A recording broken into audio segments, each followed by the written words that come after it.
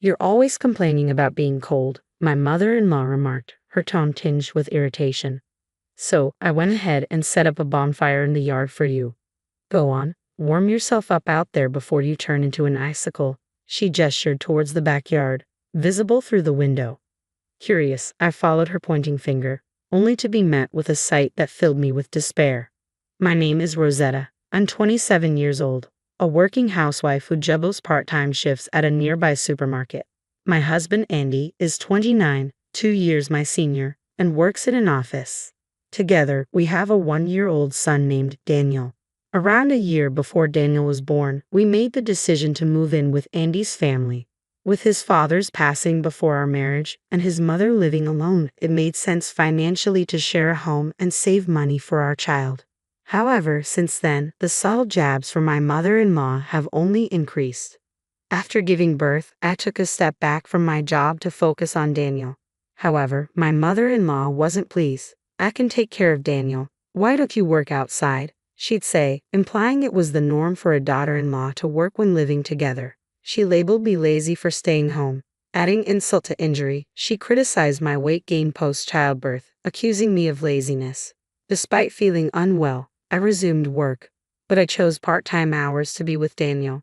Yet my mother-in-law wasn't satisfied. Can't you work more? She'd demand. I could, but Daniel was still young, and I yearned for more time with him.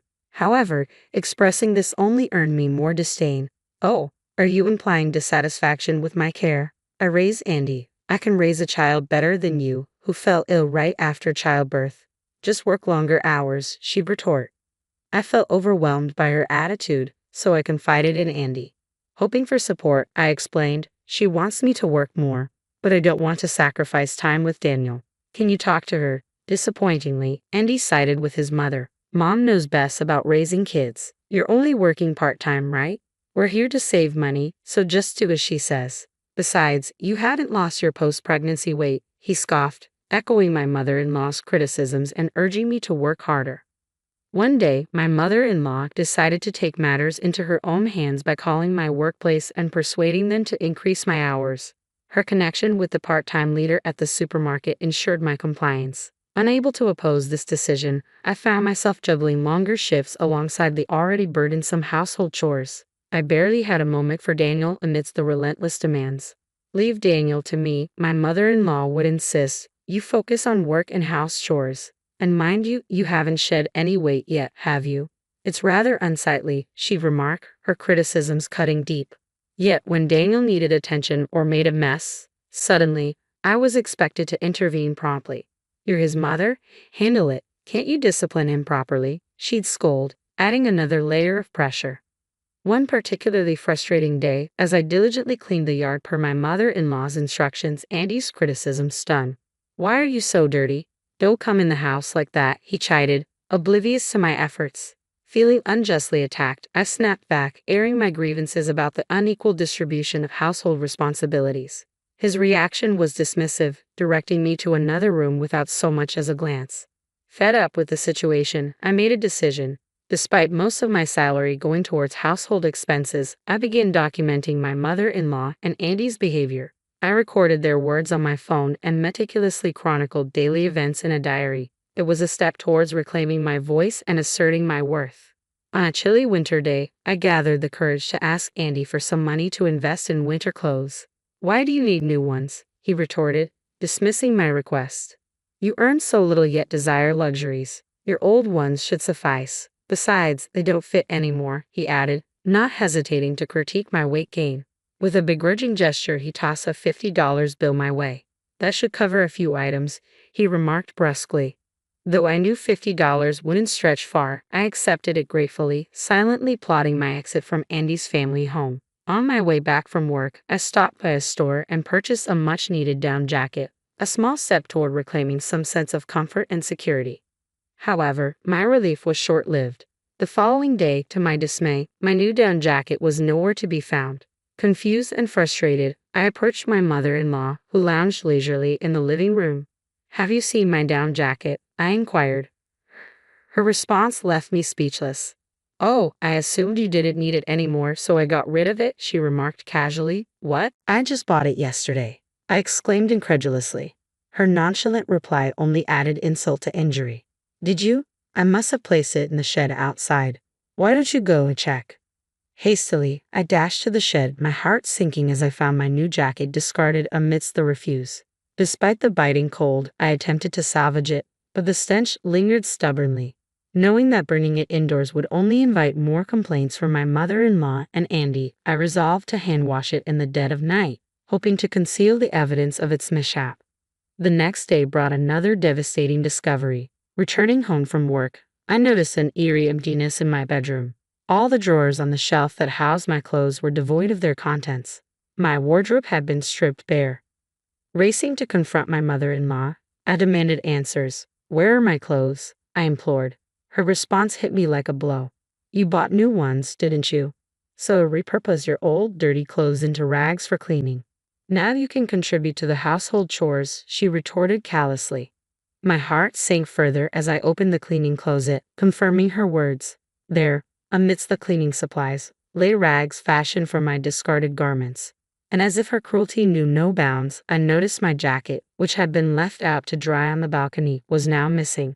You're always complaining about being cold, my mother-in-law interjected, her tone laced with false concern. So, I took the liberty of lighting a bonfire for you in the yard. With a slight, insincere smile, she motioned towards the garden outside my window, where flames danced in the fire pit. Peering outside, I watched in disbelief as shreds of my jacket fluttered in the wind. You burned my clothes. How am I supposed to survive this winter? I protested, my voice trembling with outrage. But my mother-in-law remained indifferent to my distress. You're chubby, so you'll be fine, she quipped callously before sauntering away, a smirk playing on her lips. I was left speechless, grappling with a mixture of fury and despair. With trembling hands, I hastily gathered my essentials. My diary, phone, and precious Daniel wrapped snugly in my only remaining coat. Ignoring the biting cold, I fled from Andy's house, clad only in a thin t-shirt, as heavy snowflakes cascaded around me. Panic surged through me as I realized the gravity of my situation. Thankfully, a compassionate neighbor, who had always harbored suspicions about my strained relationship with my mother-in-law, came to my aid. Despite the tension between them, this neighbor had remained vigilant, concerned for my well-being since the day I moved in with Andy's family. Recognizing the signs of distress, they offered me refuge and swiftly transported me to my parents' home, an hour away. Upon my arrival, my mother's eyes widened in alarm at the sight of my skin attire. Why are you dressed like that? Are you feeling unwell? Is it too warm in the car? She fretted, her concern palpable. Forced to flee Andy's household, I found myself in a dire situation. My clothes reduced to rags, my new jacket consumed by flames. All along, I had been meticulously gathering evidence for what I hoped would be a favorable divorce, but the threat to my safety became too palpable to ignore. With Daniel snugly wrapped in a coat, mercifully asleep, I fled, tears of relief streaming down my face at the thought that my mother-in-law hadn't wrested him from my arms. My mother, recognizing the urgency of my plight, sprang into action, rallying support. She swiftly reached out to my father and another individual whose intervention would prove crucial in the days to come. The following day brought a glimmer of hope in the form of unexpected aid. Responding to my mother's urgent call, my father-in-law's mother, whom we affectionately referred to as Grandma, arrived at our doorstep. As it turned out, my father and Andy's late father had shared a deep bond, and Grandma, despite the passing years, had maintained ties with my family. Our connection through these familial bonds had initially brought Andy and me together, forging the path to our marriage. Before our union, Auntie, Grandma's daughter and Andy's mother, had exuded warmth and kindness towards my parents. However, the relentless pressure and harassment from Andy's mother gradually tainted Andy's demeanor, transforming his once affable nature into cold indifference towards me. As I laid out the evidence before Grandma, her fury mirrored that of my parents. Without hesitation, she sprang into action, swiftly contacting a lawyer to initiate divorce proceedings. In a matter of days, arrangements were made, and we, accompanied by my parents and Grandma, embarked on a visit to Andy's family home, leaving Daniel in the capable care of my nearby sister. Upon our arrival, my mother-in-law's reaction was predictably hostile. "Where's Daniel, you kidnappers?" she bellowed as she stormed out of the house. However, Grandma, undeterred, stepped forward to challenge her accusation. "Who are you calling the kidnapper, you money grubber?" she retorted, her voice dripping with disdain. Andy, apparently having taken time off work for the occasion, joined us as we gathered to discuss the impending divorce, Daniel's custody, and the fate of the family property. As tensions simmered, the lawyer laid out the plan. We're here to address Rosetta and Andy's divorce, determine custody arrangements for Daniel, and discuss the sale of this property, he announced solemnly. Andy scoffed at the notion of selling the property. What do you mean by selling the land? It's Dad's ancestral home, and Mom inherited it. You can't just sell it, he interjected derisively. The lawyer, however, remained unfazed, presenting a document outlining the overdue land rent payments spanning several years since Andy's father's passing. While the building may be under Andy's mother's ownership, the land itself belongs to Andy's father's family, the lawyer explained calmly. We've been lenient regarding the unpaid land rent, but now it's time to settle the debt and proceed with the sale. The document detailed the accumulated rent for the land over several years following the passing of my father-in-law. As my mother-in-law scanned the figures, a look of shock crossed her face. How can we pay this all of a sudden? She exclaimed in disbelief. Grandma swiftly silenced her with a stern quiet before addressing the issue at hand. We've been sending you notifications every month. You chose to ignore them, she rebuked. And more importantly, you need to make amends for how you've treated Rosetta. Unmoved, my mother-in-law attempted to deflect the blame. Rosetta's accusations. She's just my daughter-in-law. Why should it concern anyone else? She argued defiantly. She's probably making things up. She's always been deceitful, finding excuses to avoid chores and work. My mother-in-law continued, her voice rising in frustration as she directed her accusations towards Grandma. I've never lied simply because you believe I'm overweight, I asserted firmly, my voice trembling with suppressed anger. You've burdened me with endless chores, robbing me of precious time with my child. Do you have any idea how difficult it was to be instructed to brave the winter cold in nothing but a t-shirt?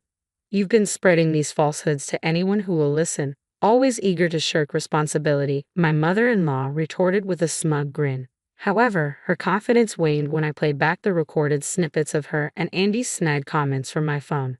That's fabricated, she exclaimed, her facade faltering.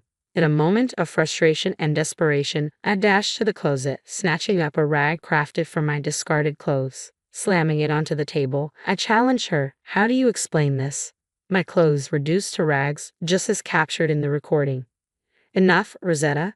Perhaps Mom's actions were a tad extreme, but let's not overlook the fact that your lack of effort only fueled her frustration, Andy interjected, his tone laced with condescension. Before pointing fingers, take a moment to reflect on your own actions. Excuse me, are you blind? Since moving here, I've shed at least 22 pounds, he continued defensively. The reason my clothes don't fit isn't because I've gained weight, but because I've lost it so rapidly. Everyone except you and Mom is concerned about how thin I've become. Andy's words seemed to dawn on him as he acknowledged the extent of my weight loss. I deeply regret entrusting Rosetta to your care, my father chimed in, his voice tight with restrained anger. Clenching his fists on his lap, he fixed the steely gaze on Andy and the others. But I've been the primary caregiver for Daniel, Andy persisted, his determination evident. Rosetta simply isn't equipped to handle him. We're prepared to take this to court to ensure we retain custody of Daniel. Indeed, courts typically lean towards the mother's favor, the lawyer interjected calmly, his tone carrying an air of authority. But consider this, would they entrust Daniel to individuals who fail to even notice Rosetta's dramatic weight loss? Can you afford the expenses associated with hiring a lawyer and covering court fees? Furthermore, I will also be pursuing claims for alimony and land rent for this property. The gravity of the situation seemed to dawn on my mother-in-law. This is so unjust, she muttered, her voice trembling with frustration. Who's being unjust here? My father countered, his tone firm. Both of you have tormented Rosetta and even attempted to separate her from Daniel. Where did the money Rosetta earned go? Why did she flee to her parents' home in nothing but a t-shirt, carrying Daniel through a snowstorm? My usually reticent mother-in-law's facade crumbled as she began to weep, casting blame on my mother-in-law. I am truly sorry. We will make amends for spoiling Daniel and causing Rosetta such anguish. Grandma spoke up, addressing us directly before signaling to the lawyer. Simply settle your debts and we'll sever all direct ties with you and inform our relatives. I asserted firmly. Following that resolution, I tendered my resignation from the part-time position, duly informing headquarters of my mother-in-law's meddling. The company expressed regret and assured me of measures to prevent such power imbalances among part-timers. While no repercussions were reported for the individual acquainted with my mother-in-law, assurances were made regarding future safeguards. In the ensuing weeks, my divorce from Andy reached its conclusion. Securing custody of Daniel and receiving a fair amount of child support, I navigated the challenges with resolve. Andy's financial strain was palpable, particularly as he assumed responsibility for the outstanding land rent. Grandma's light-hearted jest about the house's fate hinted at the irony of the situation. Transitioning to a new phase of life, I relished the opportunity to reside with my parents, cherishing the precious moments spent with Daniel. With plans to eventually join my father's company, I utilized the divorce settlement to rejuvenate my wardrobe, reveling in the joy of coordinating outfits with Daniel. As I looked toward the future, I eagerly anticipated the prospect of devoting even more time to my son.